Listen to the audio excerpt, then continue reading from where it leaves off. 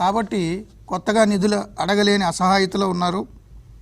ఈ పక్కన 2000 ఇచ్చి చేతులు దులుపుకుంటున్నారు. గోదావరి గట్టుకి యువతల వైపు తెలంగాణ ప్రాంతంలో 10,000 ఇస్తున్నారు. కాబట్టి మా 5 గ్రామాలని దయచేసి తెలంగాణ కలిపేయండి అని వాళ్ళు ధర్నాలు చేసే పరిస్థితి. ఏమంటారు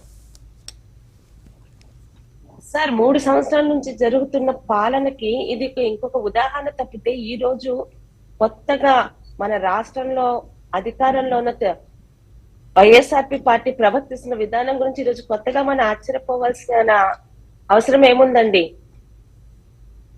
కేంద్ర ప్రభుత్వానికి జగన్మోహన్ రెడ్డి గారు ఏం అడుగుతారో ఏం అడగరో ఈ 3 సంవత్సరాలుగా అసలు ప్రజలకి తెలియటం లేదు. ఆయన ఎన్నిసార్లు కేంద్ర ప్రభుత్వం దగ్గరికి ఢిల్లీకి వెళ్తున్నారు? కనీసం ఇంతకుముందు ఒక సీఎం గాని, సీఎం తరఫున ప్రతినిధులు గాని కేంద్ర ప్రభుత్వం దగ్గరికి వెళ్ళినప్పుడు రాష్ట్రంలోని ఒక ప్రెస్ మీట్ పెట్టి ఇవి అడగడానికి వెళ్తున్నాం అని చెప్పే పద్ధతి ఉండేది.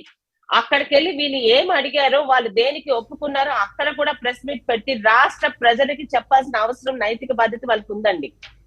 ఈ రోజు ప్రజల సొమ్ము ఖర్చు పెట్టి ఊరుకూరికే ఢిల్లీ నుంచి అమరావతి తిరగడం కాదు, ఎందుకు వెళ్తున్నారో చెప్పాల్సిన అవసరం ఉంది. ఆ పనులు ఎంతవరకు వచ్చాయో చెప్పాల్సిన అవసరం ఉంది. కానీ ఎక్కడ జరుగుతుందండి 3 సంవత్సరాలుగా అలాంటి ప్రోటోకాల్స్ కానీ పద్ధతులు కానీ ఈ రోజు అధికార పార్టీలో కూర్చున్న వైఎస్ఆర్పీ ప్రభుత్వం చేస్తుందా? ఇక నిన్న వరదలు అంటారా? ఈ 3 సంవత్సరాలు ఆయన ఎవరండి? అంబటి రాంబాబు గారు చెప్పిన సమాధానం, మేము వరదలకి సిద్ధంగా లేము, మేము ఊహించకుండా వచ్చాయి. ఎప్పుడైనా విపత్తులు ఊహించకుండానే వస్తాయి, ఊహించకుండా వచ్చిన దాన్నే విపత్తులు అంటారన్న కనీస ఇంగిత జ్ఞానం లేకుండా 3 సంవత్సరాల్లో జగన్మోహన్ రెడ్డి గారు ప్రజల్లోకి వచ్చి వాళ్ళకి కలిగిన ఇబ్బందుల్ని ప్రజల మధ్య నుండి చూసిన దాఖలాలు ఏమన్నా ఉన్నాయా అండి? గతంలో ప్రతిపక్ష నాయకుడిగా ఉన్నప్పుడు కూడా తితిలి హుద్హుద్లోని ఆయన ఎంత బాధ్యతారహితంగా వ్యవహరించారో ప్రతి ఒక్కరి కళ్ళకి తెలుసు. కానీ ముఖ్యంగా నేను ఏది మాట్లాడినండి, మా శ్రీకాకుళంలో 2018 అంటే ఎన్నికలకి 6 నెలల ముందు తితిలి వస్తే చంద్రబాబు నాయుడు గారు ఒక ముఖ్యమంత్రిగా చేసిన సేవలు నిజంగా కళ్ళున్న వాళ్ళు ఎవరు ఈ రోజుకి మర్చిపోరు.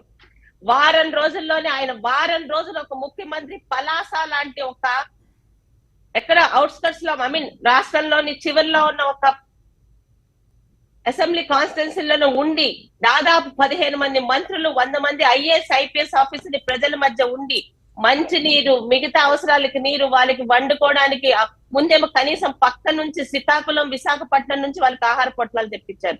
తర్వాత వాళ్ళందరికీ అక్కడ వడ్డించి వండించారు. తర్వాత ప్రతి ఒక్కరికి రేషన్ కార్డు అనేది పక్కన పెట్టి ప్రతి ఒక్క కుటుంబానికి సాయం చేశారు.